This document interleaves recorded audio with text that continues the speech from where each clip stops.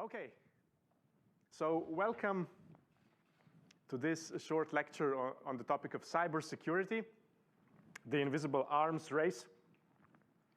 So let me just start with a little bit of introduction about us, who we are. We're going to be 3 presenters today, half an hour for each of us. I'm Urban Sedlar, and you also see Matej Rabzel and Leon Štefanić-Južnić here sitting.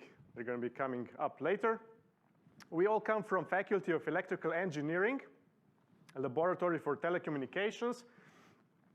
And we've, for a long time, been involved in communication technologies, Internet of Things, and stuff like that. But recently, cybersecurity has become a much more prominent focus. And I'm going to be spending a couple of minutes today to tell you why this is an important topic. So this is the agenda for today. First, we're going to have about half an hour of introduction to the topic. So basic ideas about how we got here and what the problems are. Then Matej is going to be presenting you how cyber attackers think.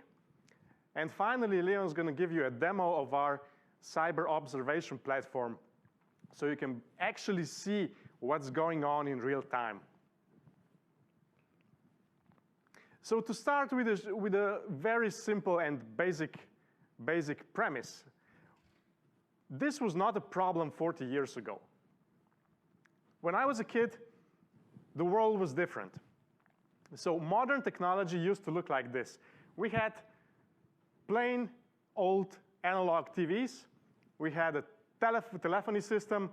And basically, all of that was just a lot of hardware.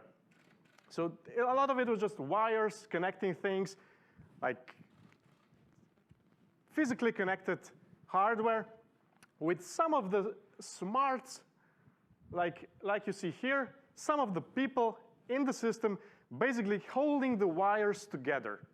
So there was not much actually to compromise. Only localized attacks were possible. So you could destroy a TV tower or a telephony system, cut the wires, or maybe compromise the people. So have a spy, if you will, in the system. But today's world is like entirely different. It runs on software. And software runs on cheap and generic hardware. What that means, of course, is that your phone today is just a computer. And what you think of as a phone is hidden here. This is just one application.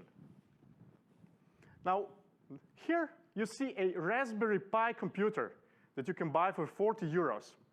It's extremely powerful, and like, if I had that 20 years ago, it would have been amazing. And this here is Raspberry Pi Zero that only costs about 5 euros. That's so cheap that it's basically a disposable piece of equipment. So you can convert it into a spy for your systems, for your application, and forget it. You can basically forget it at your competitor's office, at your anyone. So basically, James Bond level technology is today extremely cheap. And what this means, of course, both of that means that now the curtain here has opened. So we don't only have physical and human exploitation vectors, but we have an entire new area here of electronic attacks. So all of that is actually mediated by software. And of course, the new field that deals with this middle and also the first 2 layers is called cybersecurity. It's basically protecting systems from new kinds of electronic threats. So let me spend a couple of words on the problematic trends for today. So we know that we have the internet, which is amazing. So internet has enabled us to have a global village. This has been an incredible thing for learning, for getting access to information, for communication, making the world a smaller place. But of course, it has also shrunk the world for attackers, for criminals, for bad guys. So today, anyone can actually teleport from anywhere to your home and cause problems. Then we have cloud computing, where computers have gotten so cheap that you can actually forget that you have them. You can leave them open, unpatched, unsecured, and not even know that they've been compromised. And of course, we'd like to connect everything today. You've heard about the Internet of Things. We're going to be spending a couple of words on that. But the problem here is that today we are trying to connect mission-critical systems. And that's a problem. And finally, I'm going to be spending some words on the complexity of it all, of the systems, of the software, and of course, how good we are at writing that. So the internet revolution actually means that we came from this to this. Now in year 2000, it was actually pretty rare, relatively speaking, to see a computer that was always on and always connected. Only 15 years later, we have that in our pockets. So what's going to happen in another 15 years? I actually fear this prediction, but it's going to come true whether I want it or not. In 2030, for anything that runs on electricity, it will also be connected to the internet. And the problem with the internet, of course, is this footnote here. Most protocols that we use for the internet haven't seen an upgrade in over 40 years. Now, this is Internet of Things, so things trying to connect and communicate. You see smart fridges, smart assistants, smart locks, smart light bulbs, cars, thermostats, cameras, and so on. So a lot of gadgets, right? And the problem here, as I mentioned, today we try to cram Internet of Things not only into toys, so systems that are meant for fun or convenience, but we are actually moving critical industries to the Internet of Things. So you can see everything from agriculture, manufacturing, healthcare, finance, mining, electricity, electrical systems, energy, transportation. And the trend is only going to go up. So just to give you a quick insight into what has happened in 2015, where a Jeep Cherokee model was compromised, two researchers actually connected to the car, compromised all the passwords, and were able to remotely control it. Not all of the features, but just barely enough to kill a person. So what that means is, of course, on a highway when you were driving, they could turn the radio volume all the way up, turn the ventilation all the way up, and turn the engine off. Now, if there was no shoulder on the highway, when you turn the engine off, if you don't know the engine has been turned off, you won't be turning it on back right away. And when you turn it off, of course, the servo stops working, the brakes stop working. So that's a problem that can actually kill a person. So this is where we are today. And I have a quote here from Mikko Hipponen, a Finnish researcher, cybersecurity expert, that speculates that stupid IoT devices will become the next asbestos. Now, you know what asbestos is. When it was invented, it was a perfect solution. It was cheap, non-flammable, light, and with good insulating properties, a perfect material. And it took like 10 years for it to become apparent that this is actually a deadly thing. And we still have to see that for stupid IoT. Or, better yet, we've seen it in some cases, that it's a deadly thing. Now, let me spend some words on the complexity of all of that. Now, consider a book. I have a book here. This is about 400 pages, right? And has about, if you count, 20,000 lines of text in it. That's a couple of centimeters worth of books.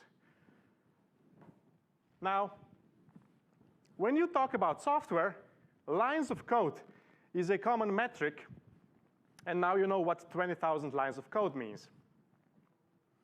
Now, by this analogy, 1 meter of books would be approximately 1 million lines of code. So we're talking about something like this high. I have a question for you. How much code, how many meters of code do you daily use for your lives? Now, to give you a spoiler, this is going to be the measuring stick. The Empire State Building with 440 meters of height.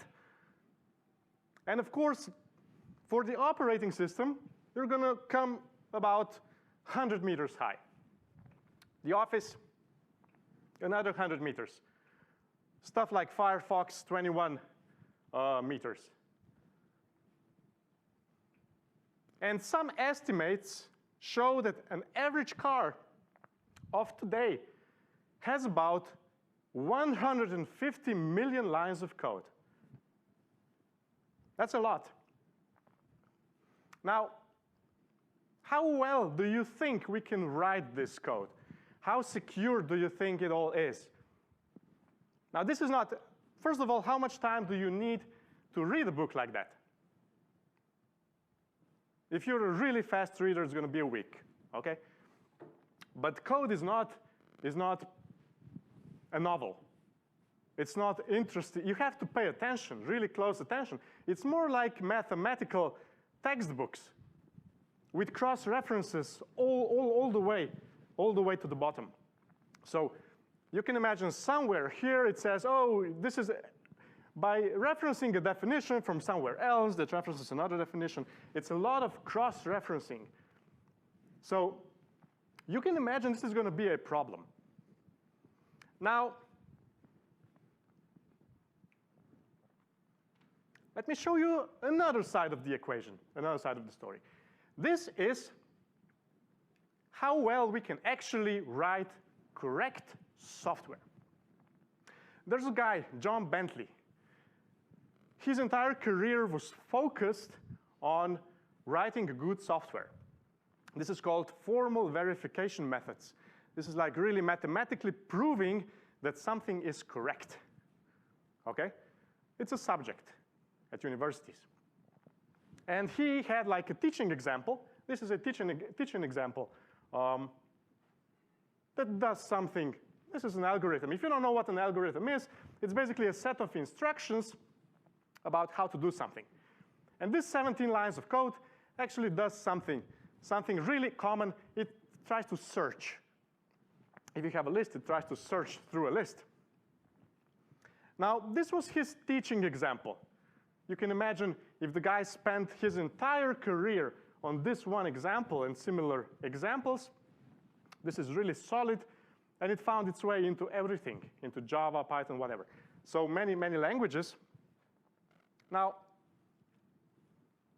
what's really humbling about this is that after 20 years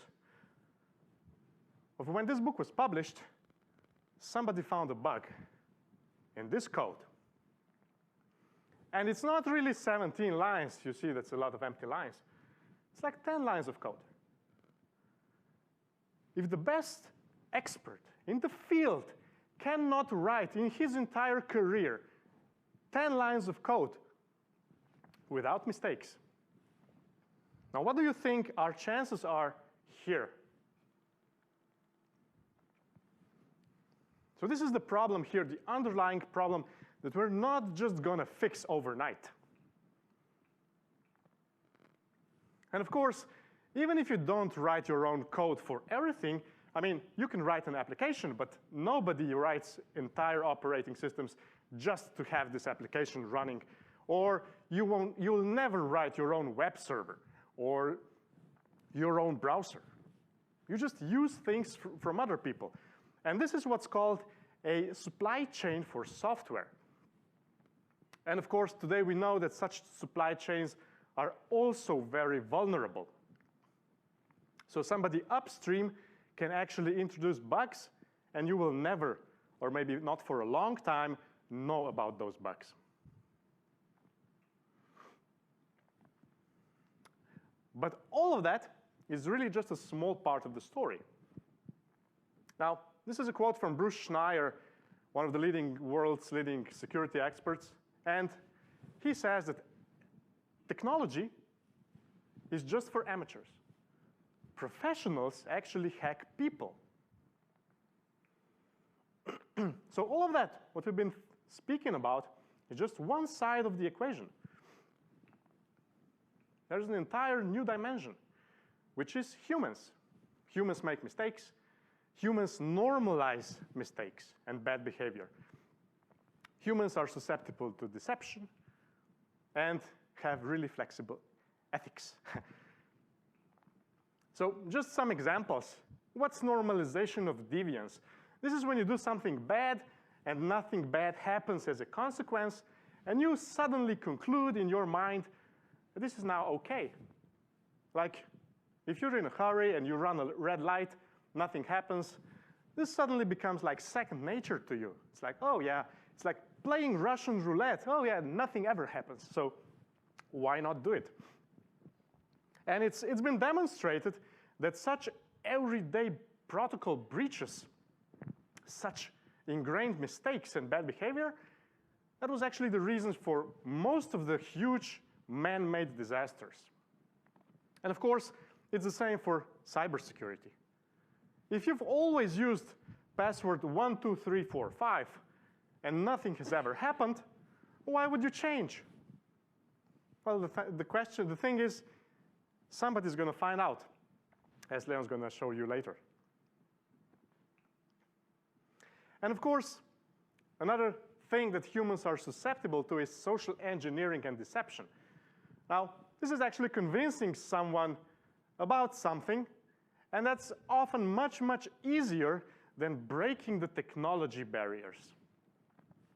This is a comic here that shows about the same thing. So it's like you'd spend $1 million to break some kind of encryption, but you can spend $5 to convince the person to actually give you the password. So it's not much of a trade-off, actually, not much of a choice about which way to go, because it's so easy to go this way. Spam, phishing, and stuff like that, they all go this way. Now, to give you some ideas about why this works, so it's all about psychology. And if an attacker is able, with an email, to shut down your brain, what do I mean by that? Like shut down your thinking brain, your neocortex, like the smart part. And all that remains is the lizard part that's afraid and greedy. Then you're in trouble. So this is why you're going to see in your spam and phishing emails stuff like that, like ominous things like your account will be terminated immediately, or even it has already been terminated. But you can save it if you click this link in the next 5 seconds. So it's like playing on the fear. Or greed. Win a free iPhone. Or maybe get 100,000 euros here and there. Another play on this kind of tactic is, of course, impersonating somebody, like imitating your boss. Now, everybody has a boss. So if your boss tells you something, you do it. So if I say I'm your boss, if I pretend, if I spoof the email, you're going to spend a lot less time checking about, oh, is this really him? Because it sounds like him, and he always wants me to do unpleasant things, so I might as well do it. And this is why it works. But also, we're not finished. This is not all of the issues here. Now we have economic issues. Security is really, really expensive. We've seen how hard it is to write correct code. So this is like paying people hundreds and hundreds of man-years to secure the systems. Now, where are you going to get the money? Especially when you know that security is really hard to sell. Why is it hard to sell? Because it's invisible. You cannot tell the difference between a secure smart fridge and a non-secure smart fridge. And of course, it's all a matter of incentives. So a brief illustration. Now, there's always going to be an optimal point of how much it is worth spending on securing the system. Because it's never going to be worth spending more money that you can expect to lose. And of course, this has been proven many times in the history that the only sound business decision is actually to leave the bugs in place, because it would be too expensive to fix them with no upside for anyone. So now, who should be solving this problem? We have tech that's trying to pull in its own direction, humans trying to be lazy and do whatever is easy, economy trying to do whatever is cheap. Who can solve this? Well, one thing is we can change incentives. We can have regulation that can actually try to change the cost of non-secure systems for companies. So this is where law and regulation come into play. So there's a lot of things like what's deemed criminal and not, how the legislation is fragmented across jurisdictions. There's a lot of sensitive data in the story, and we have standards, certifications, and stuff like that. So this has all been established. But what I wanted to show you here is that it's actually really, really multicolored and really interdisciplinary. So we think that education is going to be the key here. So we have to educate everybody, all the stakeholders, all the engineers and developers, all the sysadmins, all the end users. So all of the entire chain. And when we speak about that, we often use the term security by design. And security by design only means that we have to consider these issues at the beginning, right? Now, when do you start thinking about seismic security? If you live in an earthquake-prone area, so when are you going to start thinking about earthquake security? Like before you talk to the architect and before the building gets built, or when everything is finished and just the final polish is missing, and now you say, okay, maybe we can buy one seismic security and put it on the wall here, right? It doesn't work like that. You cannot just slap on security after the fact. So it has to be ingrained in the entire design process. So I want to finish here with our latest project, which is Ultra Cybersecurity, where we want to do exactly that. We want to create basically a new interdisciplinary study program that will bring all of this knowledge, all of these diverse sets of qualifications to our students at the University of Ljubljana. Now, we want to increase the competences to survive in the new reality that we've seen. We want to make better engineers that make better products, better sysadmins, DevOps, DevSecOps, SREs, and stuff like that, roles like that, to make safer systems, to run the systems better. And we want to make better users that make better decisions, and of course, a safer world. By combining all of that, because we cannot just address one of them without all of the others. I'm going to finish here. and give my next presenter the baton.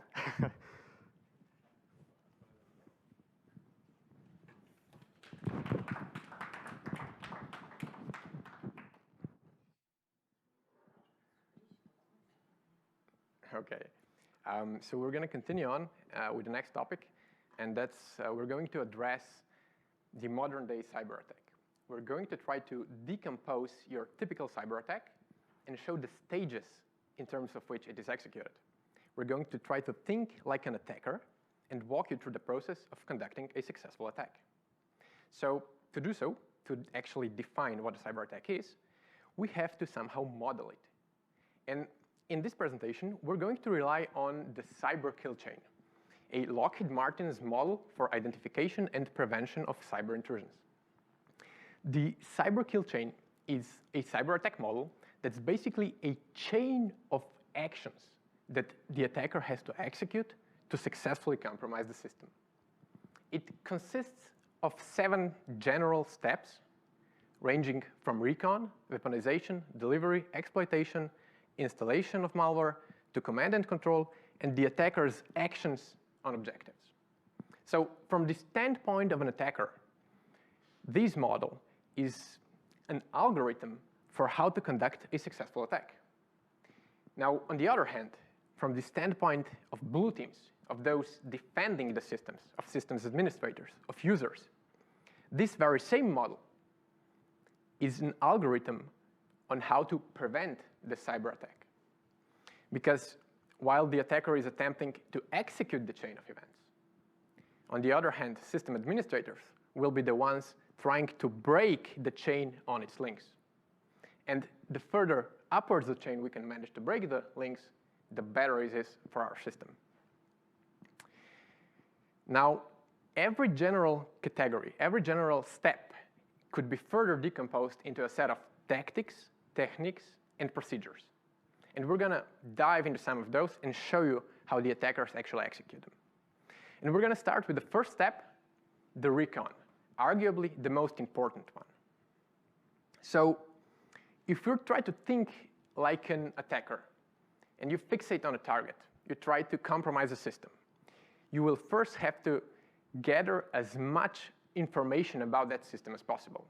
And with the word system, I'm thinking about the user as well as the technology. And because after we gather as much information as possible, we can identify weaknesses and then attack vectors which will be used to attack the system. To do so, we can use either passive or active measures.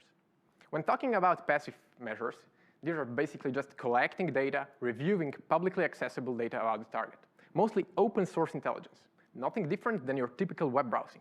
Searching Google for information about emails, about users of the system, about general security of the system. Or maybe even using the specialized toolset, like the Google hacking database, specialized IoT search engine Shodan, or maybe Sherlock and Hunter.io to search for publicly accessible private information of these systems. We'll also be taking a look at the data leaks, breach compilations, and how much data you, as the users, are sharing on the social networks. Afterwards, an attacker would conduct more of the active measures. So he would search for a specific response or a specific vulnerability, be it either mechanical in the technical sense, trying to exploit the weakness on the technical side, or trying to exploit via social engineering the user himself. Then we're also going to briefly mention a few of the physical security aspects in terms of on-premise security.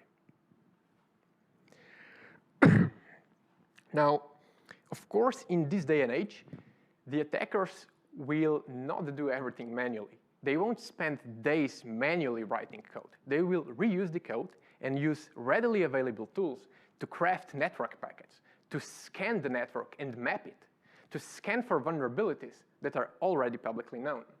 And these ready-made hacking tools, penetration testing tools, are the culprit of our issue. For example, when trying to assess a network server, a simple nmap scan shows all of the open ports and running services on the server. Further, when mapping a network, a simple visual representation of the network, can help us identify the weakest targets and then hack them first, move laterally towards our final target. And lastly, making use of the state-of-the-art vulnerability scanners, such as Nessus, allows us to identify critical issues assigned with common vulnerability exposure metrics to directly exploit them remotely. However, a skilled attacker will not perform these steps manually. Rather, he will rely on a toolkit to automate their actions. And here's a brief demonstration of MalthegoTit, one of the OSINT toolsets that can help automate the actions of the recon step.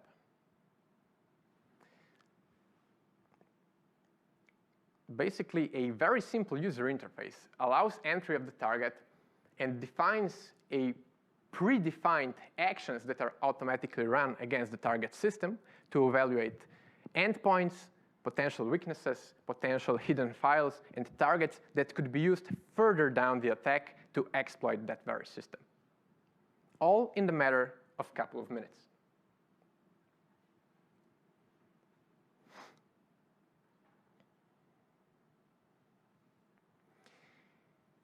Applications such as this can even go further, and besides scanning for files, they can try to brute force their way into the system. They could try to guess the combination of credentials to log into our target. But these steps will be further mentioned there in the exploitation and delivery phases. Because the fact is that 99% of the successful cyber attacks do not solely rely on assessing weaknesses of the technical side of the systems. In fact, most of the attacks heavily rely on social engineering techniques, because human is often the weakest link in our equation. So we're going to try to target the human factor as well, because it's cheaper to exploit people, and it's going to be much more effective. So for organizations trying to defend themselves against the cyber attacks, it also makes sense to think about how much they're spending in terms of hardware and software, firewalls and web application proxies and servers, and then how much you're spending on user education. So to address the human factor, to address people, the user, tell me, how much potentially sensitive data are you sharing online willingly? How many of these apps could I find on your phone? How many of these online services do you use daily? And then tell me, how often do you review your online privacy settings? Do you even know they exist? Tell me, how often do you change your passwords? Do you keep all of your passwords the same? Or do you tailor them and make them unique to each individual service, each individual website that you're using? Have you set up multi-factor authentication? If you've answered no to at least one of these questions, then it's very likely that the hard work for the attacker has already been done. They don't even have to conduct the recon phase, because very likely you have already been breached. And in fact, I encourage you to check out this website by scanning the QR code and test your emails or your phone numbers if your data has already been leaked on the internet, be it white or dark web, be it clear web, because the number of breaches happening day to day is incredible. And I'm pretty positive that either your credentials or your personal information could be found in one of the recent breaches. This gives attackers direct access to your accounts unless you've changed your passwords regularly. And now, combining all of these factors, so say your digital footprint, the data you willingly shared, the data that was leaked about you without you even knowing it, and then combining them with the tools of the trade that the attackers are using, you can see that in the matter of 30 seconds, an attacker can find all of your user accounts and then proceed with finding your leaked credentials online.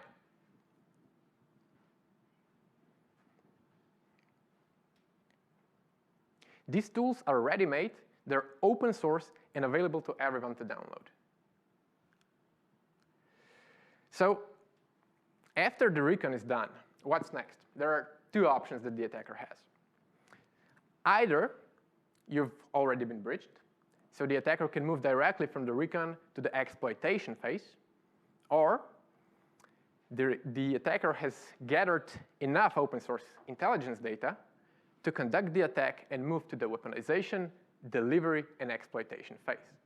In these next phases, the attacker will weaponize the knowledge, craft a malicious payload, let's say a virus, deliver it to the system, to the user, be it via social engineering, via an email, and then exploit your computer. So the main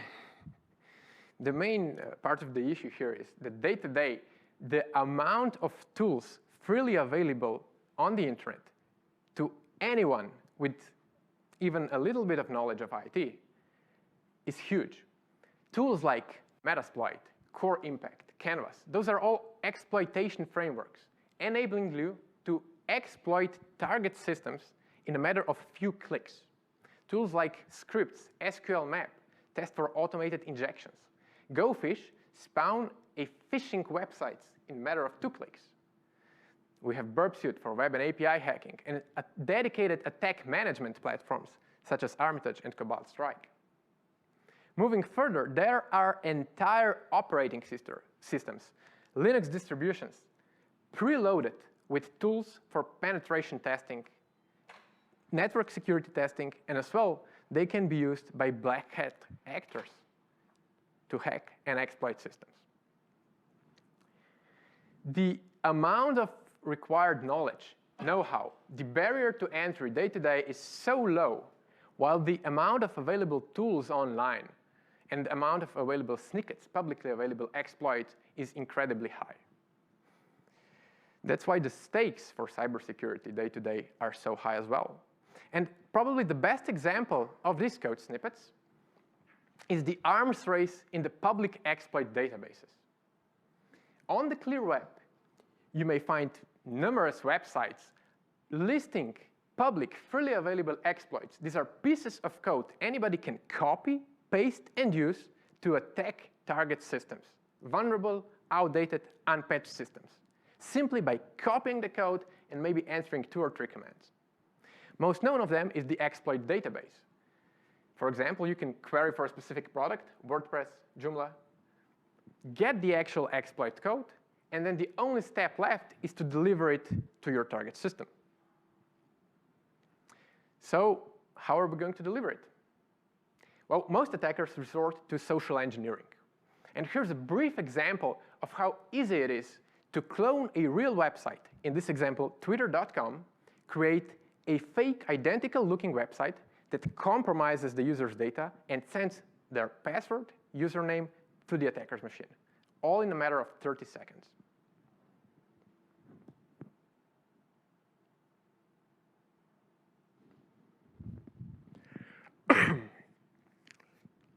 The attacker has launched a pre-configured social engineering toolkit, and they're going to opt for cloning of the original site. The program will then spawn an on-demand web server, completely copy the original Twitter site, and send the real data to the attacker. So this is the Twitter's clone. The user would be sent the fake link. He would log in, and the attacker has obtained their password in a matter of 30 seconds.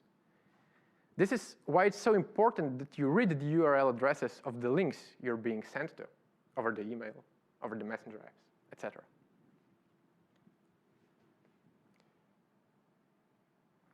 Now, there are other methods of delivery as well. Mainly, I want to discuss on-premise physical security, because the attacker could walk into this room right through the front door, plug in a specially crafted device into an Ethernet jack, maybe deploy a specialized router, to intercept all of your data. These devices, these gadgets, such as a dedicated USB drive, actually running a full computer dedicated to exploiting computers just by plugging the drive into the port, are a norm. They're available on the internet, freely available to anybody to purchase them. And these open a wide range of new security questions and push administrators hard to implement technical security measures in place of physical presence. Here's another example I wanted to show you. How often have you been to a conference and they handed out free USB case, maybe even free charging cables? This is an example of a Lightning or USB-C charging cable that actually has an embedded secret chip inside. And this chip can be remotely activated to sniff your data off the computer that you use to charge your phone.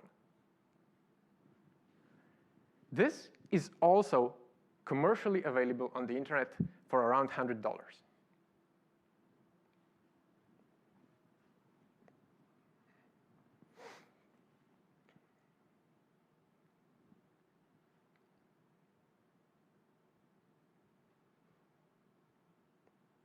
Of course, since the technology is based on Wi-Fi, if you use an extender Wi-Fi antenna, you can also do the long-range exploitation and attacks.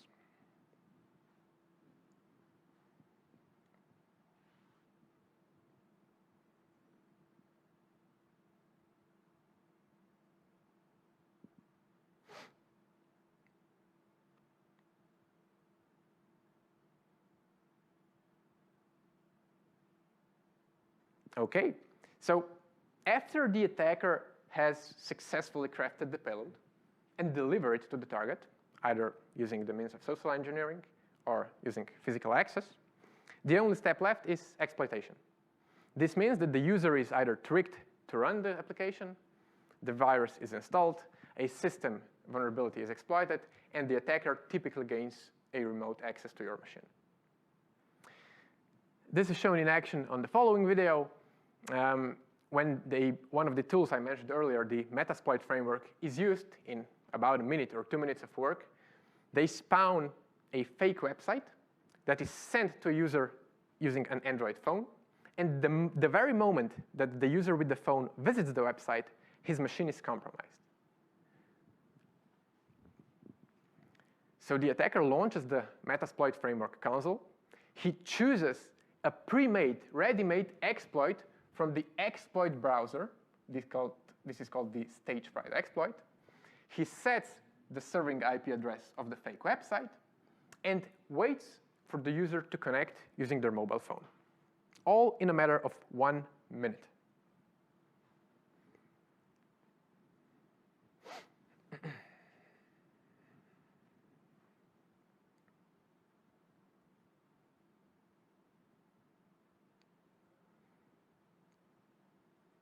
Now the user has been sent a fake link under the pretense of a fake email message. They've opened the URL without carefully looking, and without them even knowing, a new session has been created with a reverse shell to the attacker's machine. This means that the attacker now has complete access, complete control over the mobile phone.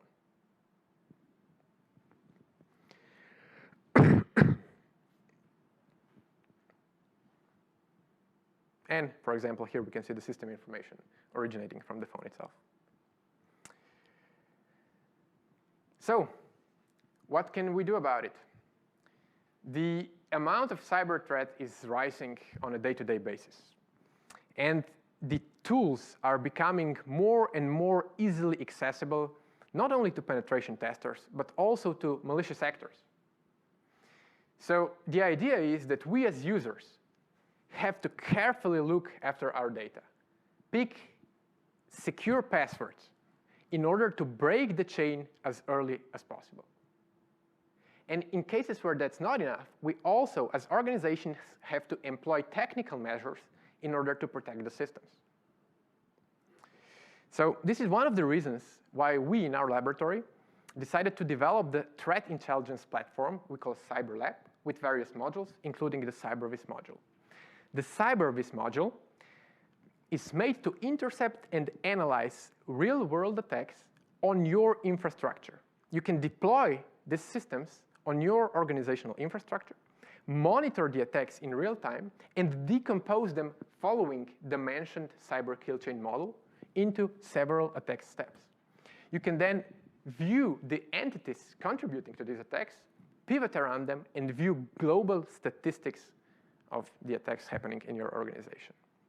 Now, you can further decompose the attacks, follow the chain. This is your target system.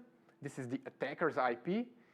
The attacker compromised your system via an SSH port, then downloaded a malware, a virus, from another server, and this malware file was known bad and malicious, marked as Trojan downloader and agent by multiple antivirus agents. Also, the system enables you to get statistical insight into the amount of malware you've received on your honeypot systems and the originating countries of the malware. Lastly, the graph-based attack model that our system is based on allows you to visualize cyber attacks in real time on a graph. This allows you to reveal hidden links between potential attackers using various malware files. The attackers on this graph are depicted in red, divided into, let's say, 3 main clusters, and each of them is using 3 unique malware files. However, some of the attackers are using both malware files, virtually connecting them. And more about this system will be shown to you by our next presenter, Leon. OK, thank you. This is all from my side. One of the main problems I would consider here is the sheer amount of online services that we're using in our day-to-day basis. So if each of these services, or even one of them, gets compromised by some foreign attackers, this means that all of your data belonging to this service is likely going to be compromised. In other words, if you made the mistake to use the same password for multiple services, then your online identity is at risk. And for example, when I typed my own email into the service, there were a lot of hits. So it's pretty much unlikely for anyone with internet presence nowadays to be completely unaffected by this. It doesn't matter whether it's your organizational email or your private one. That's probably the biggest threat, the distribution of online services and actually the sheer amount of cyber attacks on each one of them. And like thinking of being unimportant for the guys somewhere there away, it's Not the case? That's not the case. They've got tools and they can attack anyone, and basically they don't choose you're important, you're not. Just go. If I may add, it's like Why? For the fun, for the sake of the fun? Or Yeah, I mean, yeah. they see my bank account, they see it's not you worth should it. think of it like water, you know? Yeah. Water has, for each meter, it adds 1 atmosphere of pressure. So like you have something and you submerge it 1 meter and maybe water gets in. But if water doesn't get in, if you have like a watch that's certified for 1 meter, if you take it down 100 meters, the water's going to get in. Now, these threats are like the water level rising above us. And the more water we are under, the bigger the chance that somebody, maybe it's your neighbor's kid or whatever, having fun and saying, oh, this is the neighbor. She's, oh yeah, let's try her name. Mm-hmm. And they try your name and something comes up. Oh, it's the password. Oh, maybe we could try Facebook login. Oh, it works. Oh, maybe we could try something else. It's basically, it's like water molecules. Everybody's trying. Not just like nation states or whatever, but kids and people trying to learn, and this is the problem here. And it also depends on the incentive of the attacker, whether this is a targeted attack towards your organization or you personally, or whether this is just the attack of the weakest link they found online. If the security of the service you happen to be using isn't as strong as they claim it to be, then they're going to probably be the first hit of the random hackers on the internet. So you're going to be compromised sooner or later. One last question, do you save your passwords then? Yes, I do. I use a password manager, and I encourage everybody to use it. To use unique passwords and employ a password manager with a master password or even multi-factor. And that's safe, according to you. That's probably the best option we currently have. However, the industry is already transitioning to passkeys, to other methods of authentication, trying to get rid of the passwords. We're trying to employ devices and biometrics as security measures in order to prevent this kind of leaks from happening. Thank you very much. Yeah, just to add, I think the organizations like Apple, Google, Microsoft are doing their share of work. So now everything is like required strong passwords, second factor authentication. So you actually cannot have like 1, 2, 3, 4, 5 for your password anymore in most systems. So, and they offer password managers, browsers like Chrome, Safari, and Microsoft's Edge. They offer to create unique passwords for each website and to store them for you with more security than you could probably muster on your own. Sorry, is that safe? I think that's much safer than having the same password for each.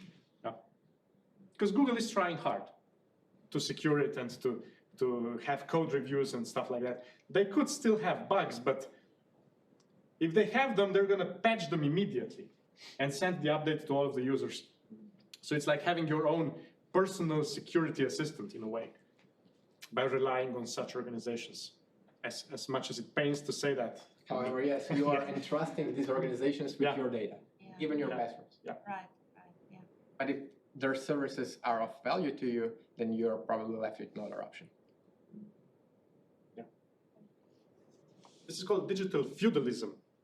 Like having a master that feeds you and protects you at the same time. At the same time, yeah. Yeah, but you pay them With data. with data or money. Yeah. Another question. You mentioned the program for the University of Ljubljana, right? What about high schools and primary schools? I think that that's like also the field that must be worked on, because Yeah, it is.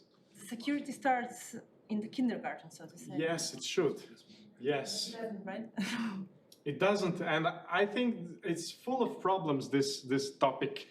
Whenever I try to open it, there's like many people come at the same time and try to silence me. So no, it's complicated. It's really complicated to change these things, and I have no solution to give you. But you are right, absolutely right. This should start for as young a person as possible. And especially with the cyberbullying and exploiting kids that are still like too naive and too with wide eyes looking in the world and trusting everybody. They're the easiest to abuse, to exploit them. That's the problem. It should be in the kindergarten. Okay. Yeah, okay. We will continue. You see in the previous presentations that there is a lot of attacks, a lot of tools. It's getting really easy to attack a target. But actually, what is really going on the internet? For this reason, we created a few tools that I will present in the next few slides. The first tool is called a network telescope. What a network telescope means? Try to imagine you have a village of houses. There is like 256 empty houses that were never used. Like nobody was living there, there is no address, there's no advertisement about these houses. And then you're just monitoring what is going on. And then you try to watch for the thieves, for the people going there, and to try open the doors, open the windows, and to see what are they actually doing. So try to imagine this situation to our system.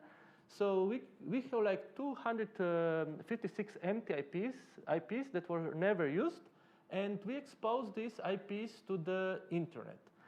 And we are collecting the data of the attackers, like to which ports of our computer, so each of your application on your phone, on your web server, it's using a specific port. For example, HTTP for connecting to the website is using port 80 or port 443, and so on. So we are monitoring the attackers to which port are they connecting. And for this example, we can look at this, our webpage, like called telescope.ltf.org.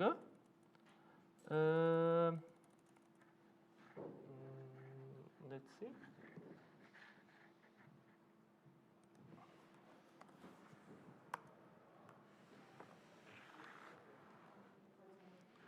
So here on this webpage, you can see like the globe, and these stripes on the globes are representing the location from where the attacks are coming from.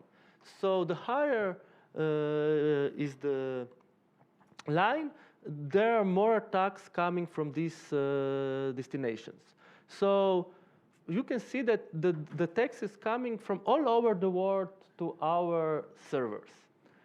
And for example, here you can see that only in the last minute, there was almost 2,000 attempts to connect to these 256 IPs. Here there is the graph representing how much attacks were in each month in this life for the last 12 months. We can see, for example, that there are approximately 50 or 40 million attacks per month occurring on this system.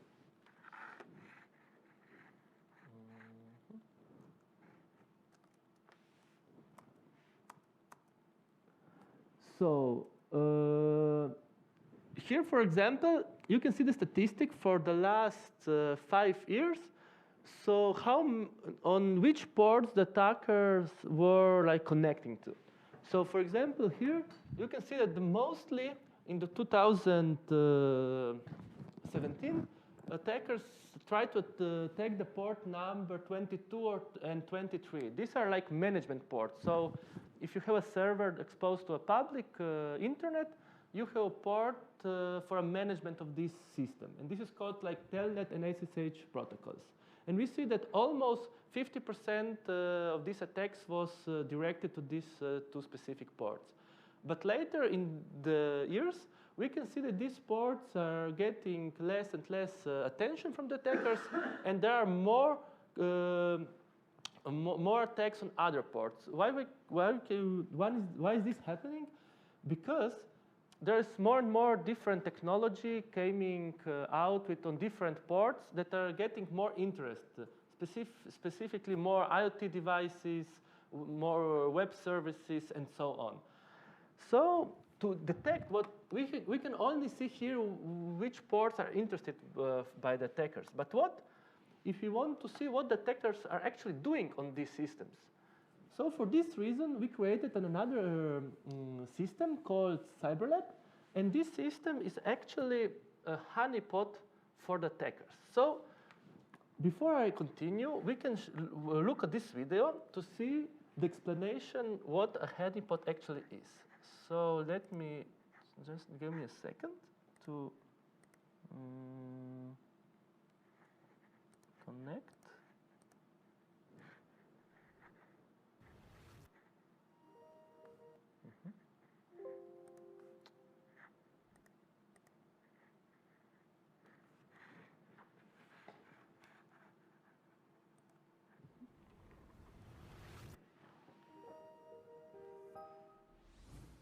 Today, everything is connected. Even your toaster. It's great that your toaster can flirt with your oven. We can hardly imagine modern life without it. But this also means your toaster can get hacked and destroy your life.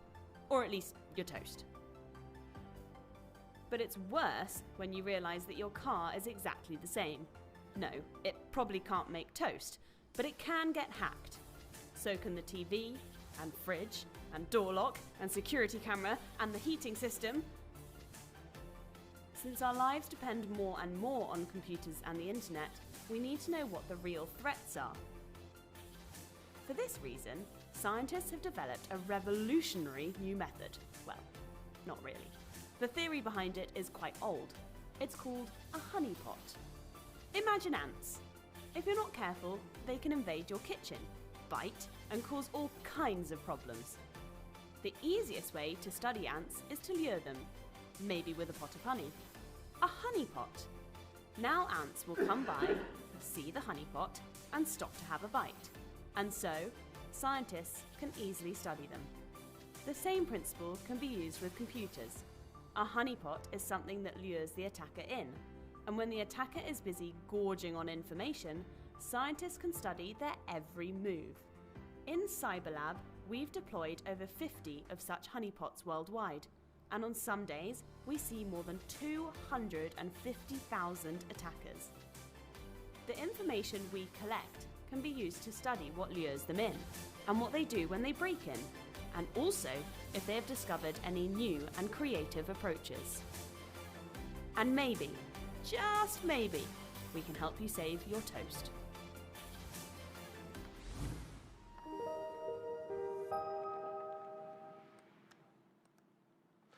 So in this video, you can see what a honeypot is. It's actually a system that captures information from the attackers.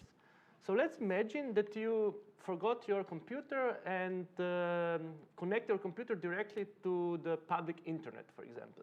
So your computer is now exposed to the public internet, and we can try to connect to this computer. For example, here, I can connect to one of our honeypots. It's like actually an SSH honeypot, and this is like an, oh, you don't see it, just a second, sorry. It's like a computer on the open internet, and everybody coming to this computer can connect to it and do stuff in the system. So I can check the file system, I can run some programs, like I code. It's actually a real system. But for every command I typed in, everything I'm doing is actually monitored, and all the information are sent to our centralized system for further analysis. So we can later see what the attackers are doing, which malware are downloading, what are the tactics for attacking the systems, and so on. So we are calling this the SSH and Telnet honeypots because they're working on these two levels of protocols. And now we can see all of this data. Just a second. Again, it's just presenting on this screen.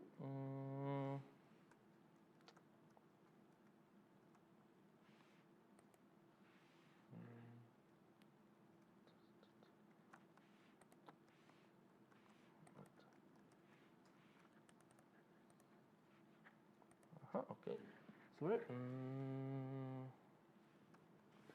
You can see here that this is like a dashboard where all the monitor data are going in. So we can see for each attack, like for all our honeypots, what was going on. For example, I can find here a session of an attacker.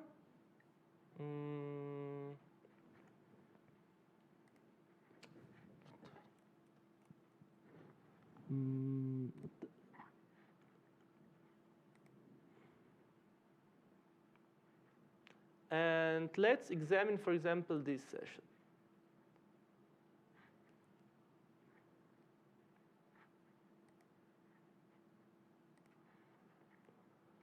And let's see for the commands. So, for example, we can see that the attacker connected to our system, then try to log in with the username root and a password 1. So one of the things we collect is like the passwords and usernames the attackers are using. So you can see that all of these default passwords, like it's tried.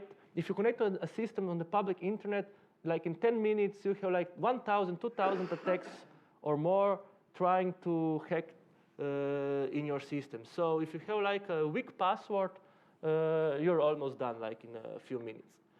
Then we can see what the which command the attacker ran in the system, and then he left the system after 59 seconds. So for each attack, we can have like such type of analysis. And then all this data, it's represented in our web page. So I can go here and open this CyberLab page.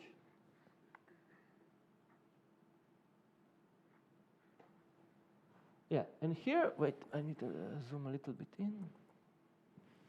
You can see here that, for example, right now there are 161 active hackers on our system, and they're attacking 16 different computers. And here on this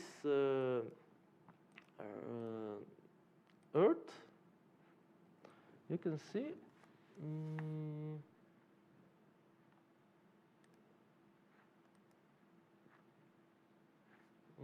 the takers data.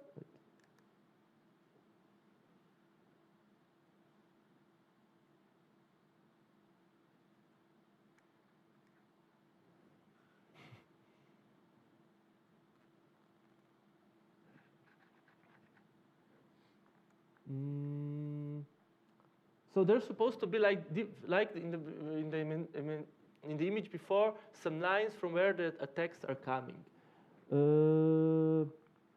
Why it's not working right now, I don't know, or I don't have connection.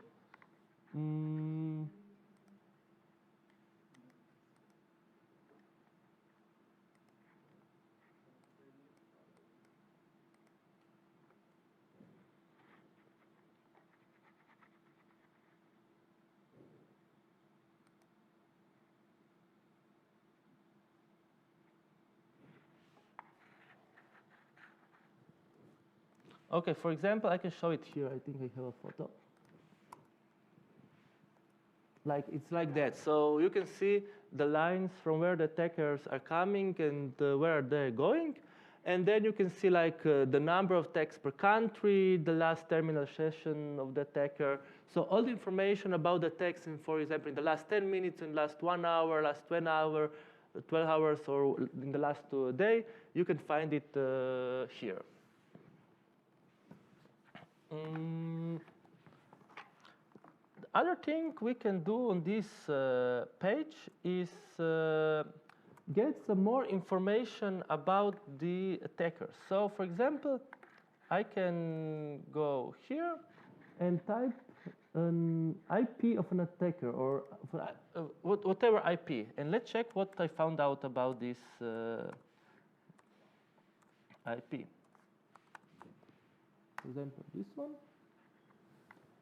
And here you can see that this we can for each IP we have a malicious score, when was the attack going on, what was the attacker doing, he downloaded a file, he hacked the system, he was gathering information about the system, and then we can look which files he downloaded. So he downloaded a script for privilege escalation, and so on. And we see how the attack was, how he make an attack. He log into the terminal, and then there was some commands about opening a file, running a file, downloading malware, and so on. So everything you can find it here on this web page.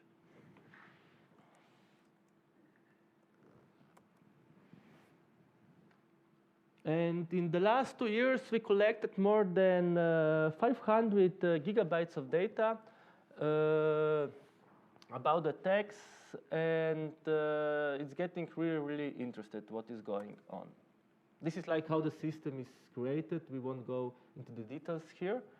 But then we were thinking there's something else missing. So we have these port scans, then we have SSH honeypots, but we need some more real-life services, for example, a web page, an IoT device, and so on. For example, you have a printer in your network, and you want to see what the attacker would do to this printer if he maybe can connect to your network and get your device. So there are a lot of devices. For example, web page content management systems like WordPress, Joomla, PHPMyAdmin, There's IoT devices from cameras, printers, routers, smart lights, and so on. There is cloud services. There are blockchain, crypto-related services. So there's so much different services on the internet that can be monitored what is going on. So we created this multi-purpose HTTP honeypot that can emulate whatever service we want to do, like from a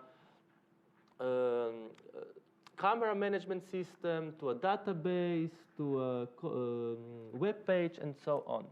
And for example, you can see here some examples.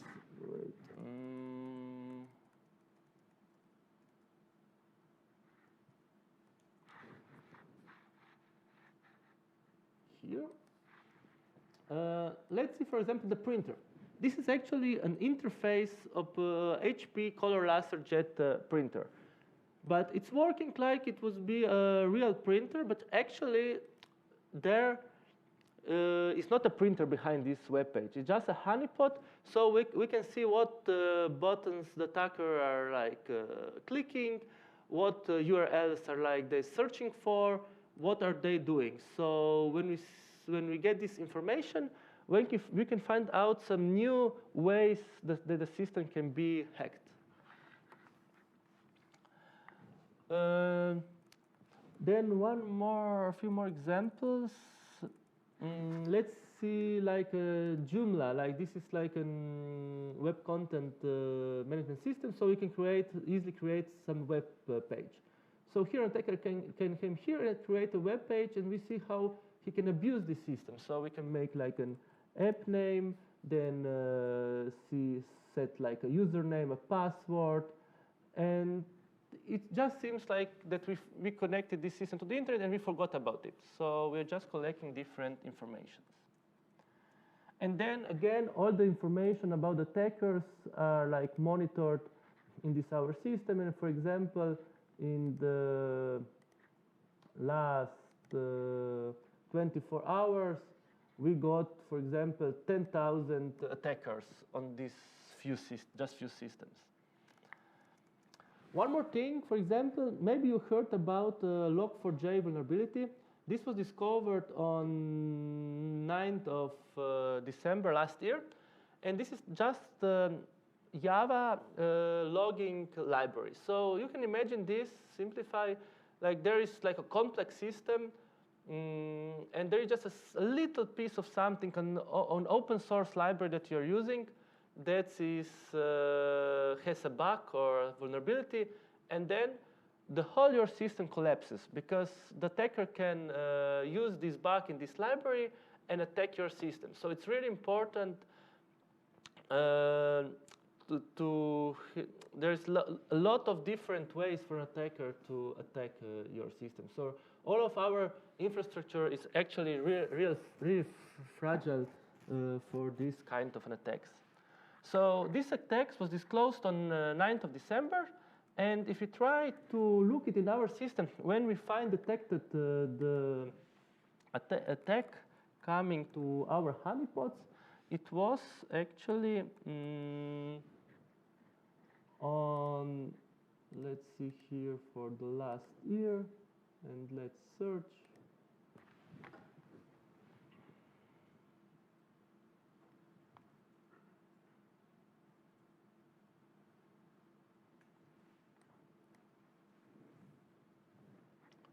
Here you can see that the first attack was spotted on 10th of December. So less than a day later than the attack, this vulnerability was disclosed, the hackers already created the bots and scripts that was scanning the whole internet and trying to attack all devices with this kind of vulnerability. So if you don't protect your systems, there is a really great chance that you're going to be like hacked. So that is from my side. So if there's any other questions, we can continue.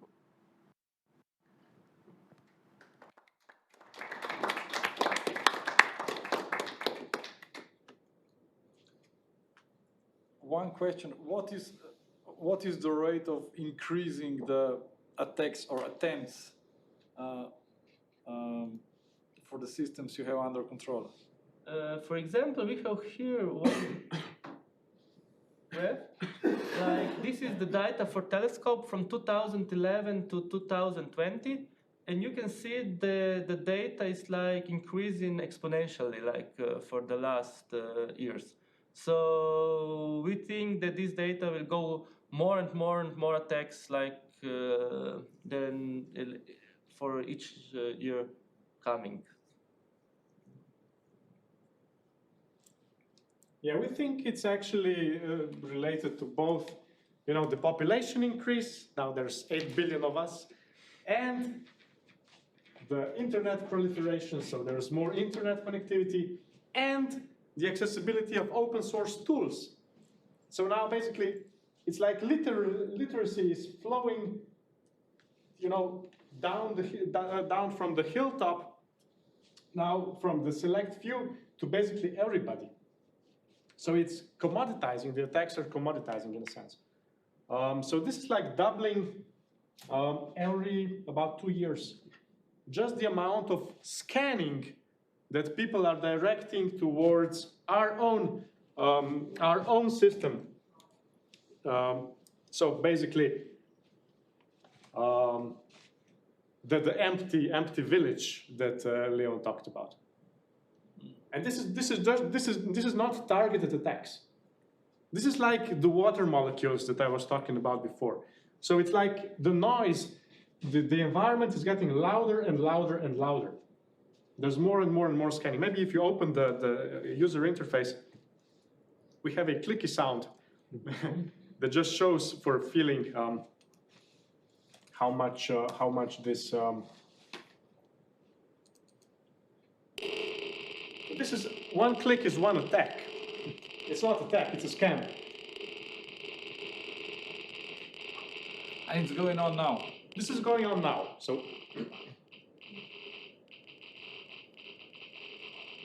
it's like, you know, radioactivity. It's like Geiger counter, and it's like we are living in a more and more radioactive environment is the sad reality. And it's like, it's going to be more, it's going to be worse than that.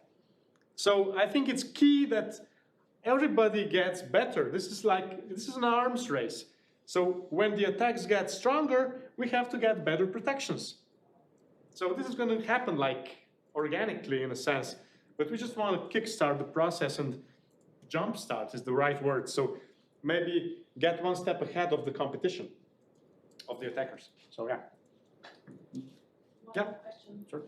What do you think about this thesis that with the awareness raising, also the number of attackers will grow? It's a good one.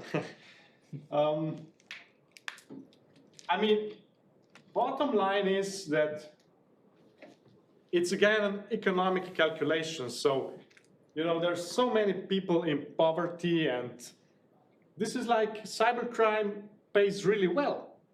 So for many people, this is going to be their ticket to a better life. So we cannot, it's like going to India, sorry Indians, but going to some kind of third world country where somebody just picks your pockets, which has happened to me, and it's like, it's part of what you should expect. And here I think it's pretty much the same. So yeah, I mean, what happens in a city like that, where there's a lot of pickpockets, people just build fences around their houses, and that's like normal part of life. And they just know where not to go and where to go. So I think we need to just, raising awareness is important for both sides, yeah. Thank you. Okay, so this was all from our side. Thank you, Matej, thank you, Leon. If you want to know more, you have our contacts somewhere. You've seen them somewhere on the slides or in the video. So yeah, get in touch, and that's it for today. Thank you.